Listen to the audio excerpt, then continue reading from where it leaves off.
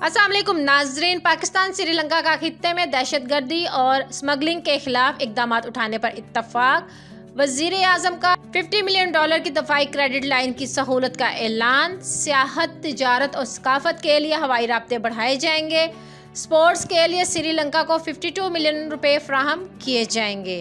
तफसीलात के मुताबिक वजीर आजम इमरान खान के दौरे श्रीलंका से मुतल्लिक अलामिया के मुताबिक वजीर आजम इमरान खान के दौरे से पाकिस्तान और श्रीलंका के ताल्लुकात को वुसअत मिलेगी।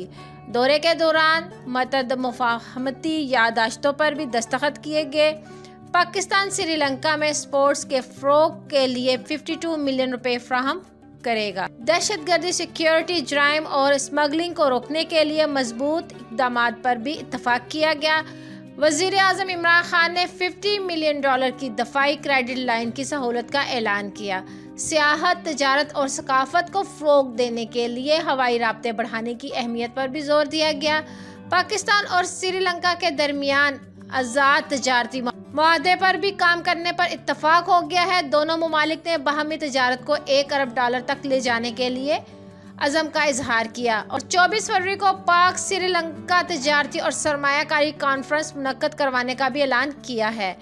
वज़ीर आज़म ने श्रीलंका की समाजी और इक़्तिसादी तरक्की के लिए हमायत के अज़म का इजहार किया, जिस पर श्रीलंका ने पाकिस्तान की जानिब से इंसानी वसाइल की तरक्की में ताउन को सराहा है।